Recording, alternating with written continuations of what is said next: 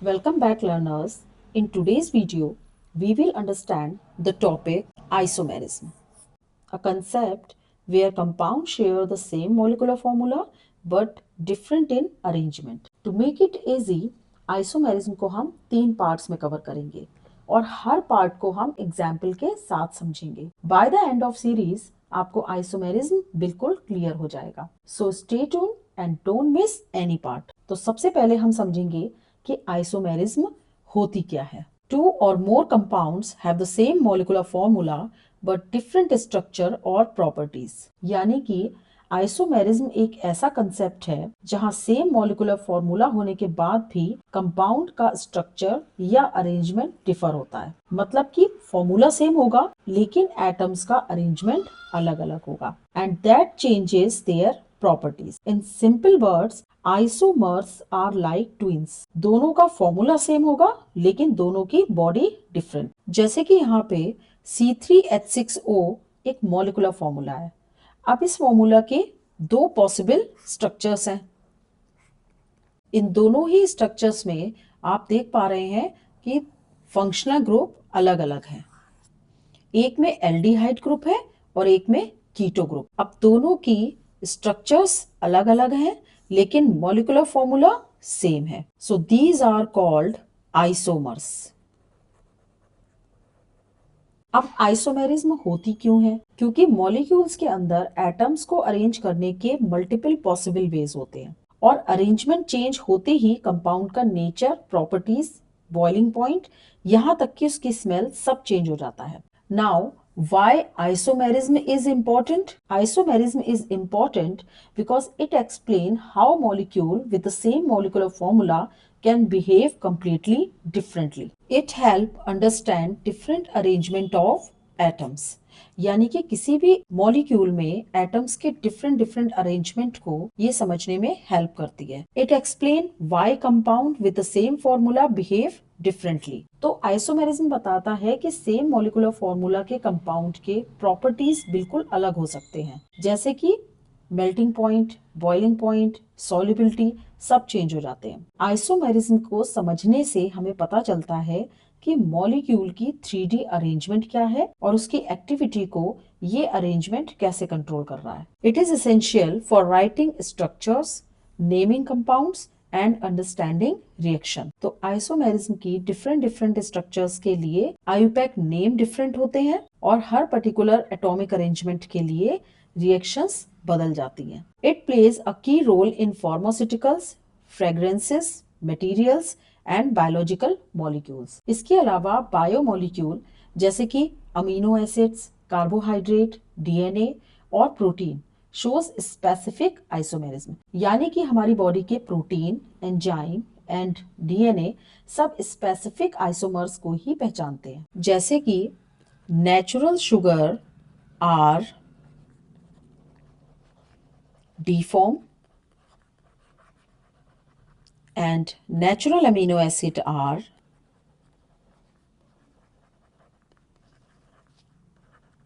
L form.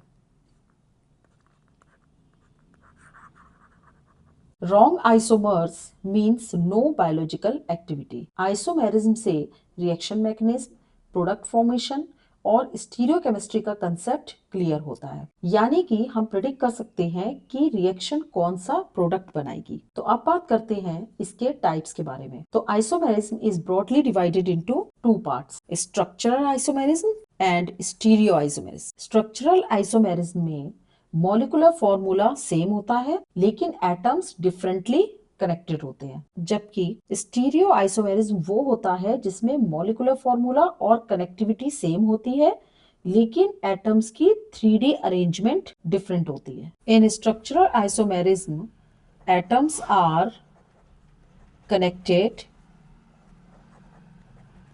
Differently.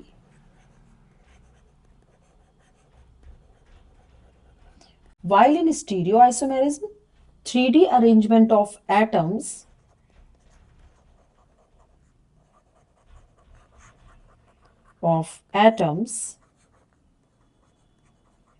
are different.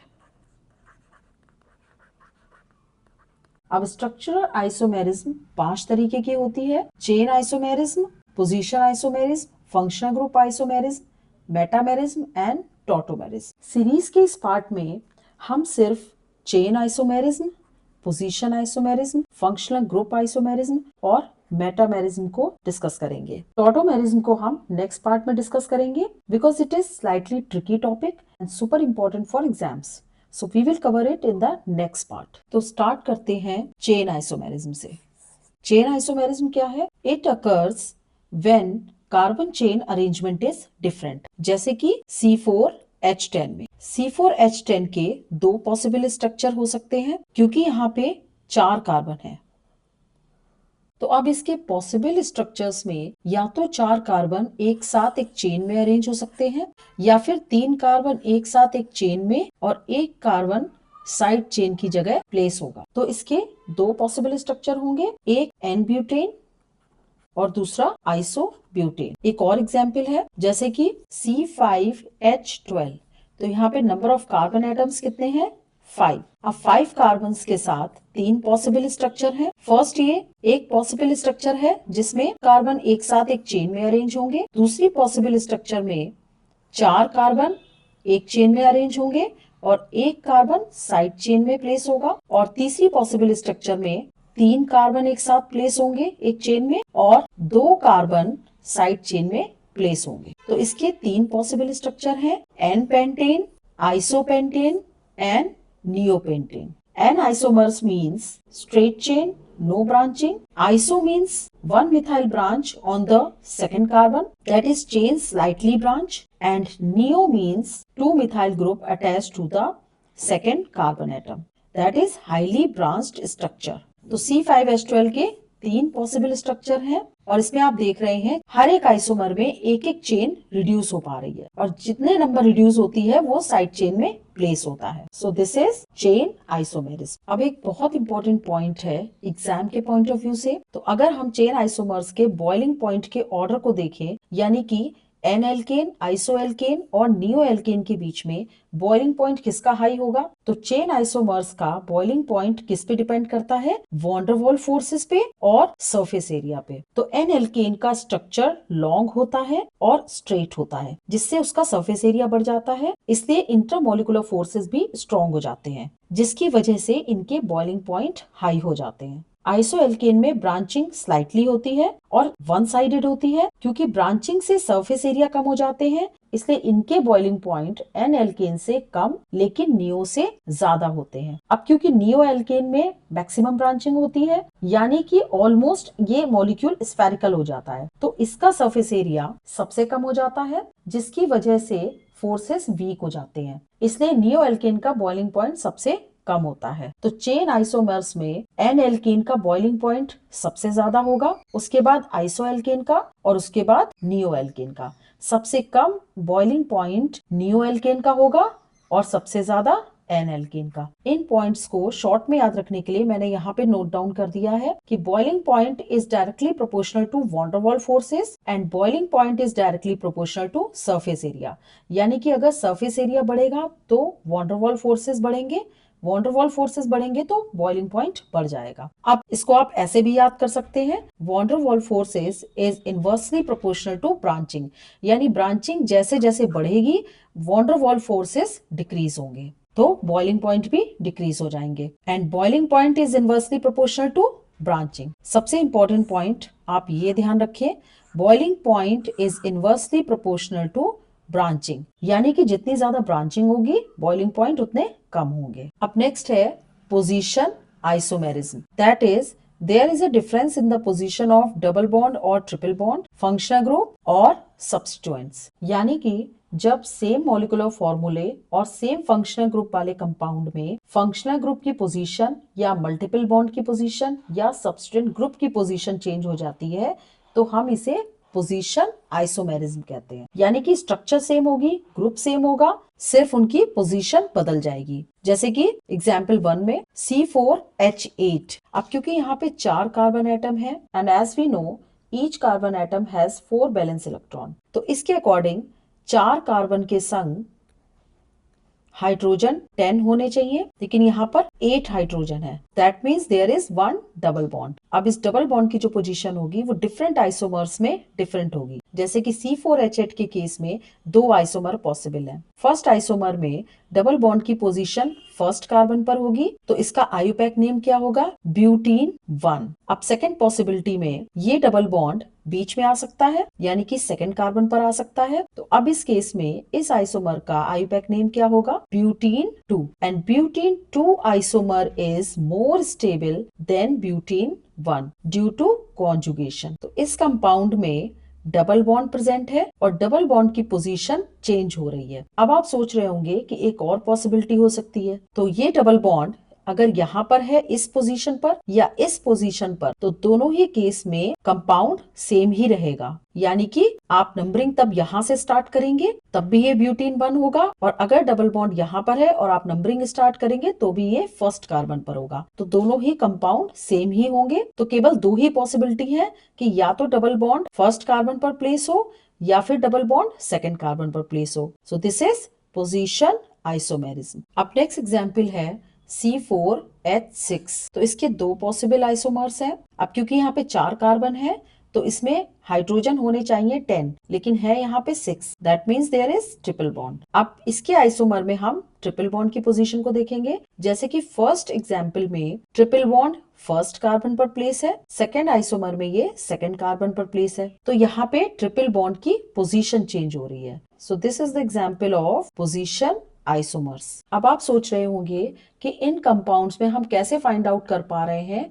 कि double bond आ रहा है या ट्रिपल बॉन्ड आ रहा है या कौन सा फंक्शनल ग्रुप है। तो इसके बारे में हम स्टडी सीरीज के नेक्स्ट पार्ट में करेंगे। अभी हम सिर्फ आइसोमेरिज्म को समझ लेते हैं। अब नेक्स्ट एग्जांपल है C6H4Cl2। तो यहाँ पर आप देख रहे हैं 2 क्लोरीन एटम है। अब 6 कार्बन का है तो बेंजीन प्रेजेंट है। अब इसमें 2 क्लोरीन है, तो 2 क्लोरीन बेंजीन के एक ऑर्थो पोजीशन पर है, एक मेटा पोजीशन पे और एक में पैरा पोजीशन। तो यहाँ पे आप देख रहे हैं कि क्लोरीन की पोजीशन चेंज हो रही है। So this is also the example of position isomerism. एक और एग्जाम्पल है C3H7NO2। तो यहाँ पे NO2 ग्रुप है जिसके 2 पॉसिबल आइसोमर है। फर्स्ट आइसोमर में NO2 ग्रुप फर्स्ट कार्बन पर अटैच है और सेकेंड में ये सेकेंड कार्बन पर। तो यहाँ पर NO2 ग्रुप की पोजीशन चेंज हो रही है। So this is one more example of position isomers. अब नेक्स्ट है functional group isomerism. Same formula different functional group, यानी कि जब सेम मॉलिक्यूलर फॉर्मूला वाले कंपाउंड में फंक्शनल ग्रुप ही चेंज हो जाए तो उसे फंक्शनल ग्रुप आइसोमर्स कहते हैं। This isomerism is mainly shown by aldehyde and ketones, alcohol and ether, aldehyde and oxidants. अब किसी भी गिवन मॉलिक्यूलर फॉर्मूले के कितने पॉसिबल आइसोमर्स हैं, ये हम कैसे कैलकुलेट करेंगे? तो इसकी ट्रिक जैसे कि मैंने बताया हम इस सीरीज के नेक्स्ट पार्ट में समझेंगे। अभी हम पहले ये समझ लेते हैं कि आइसोमर्स होते कौन कौन से हैं। So this isomerism is mainly shown by aldehyde and ketones, alcohol and ether and aldehyde and oxidants. जैसे कि इस एग्जाम्पल में इसके 2 पॉसिबल आइसोमर शो करे गए हैं। First is oxidant and second is aldehyde. क्योंकि यहाँ पे एक ऑक्सीजन है तो एक ऑक्सीजन के साथ या तो ऑक्सीडेन पॉसिबल है या कार्बोनिल ग्रुप पॉसिबल है। तो इस गिवन मॉलिक्यूलर फॉर्मूले में फंक्शनल ग्रुप चेंज हो रहा है। So this is the example of functional group isomerism. Next example है C3H6O। अब क्योंकि इस मॉलिक्यूलर फॉर्मूले में एक ऑक्सीजन है तो इसमें या तो कीटो ग्रुप होगा या एल्डिहाइड ग्रुप होगा। तो एक ऑक्सीजन के साथ कार्बोनिल ग्रुप तो प्रेजेंट होगा ही, इसके साथ ही नंबर ऑफ हाइड्रोजन के अकॉर्डिंग फंक्शनल ग्रुप चेंज हो जाता है। सो C3H6O के 2 फंक्शनल ग्रुप आइसोमर्स होंगे। First is acetone and third is propanal. Similarly C2H6O के केस में 2 फंक्शनल ग्रुप आइसोमर्स होंगे, मिथॉक्सीमीथेन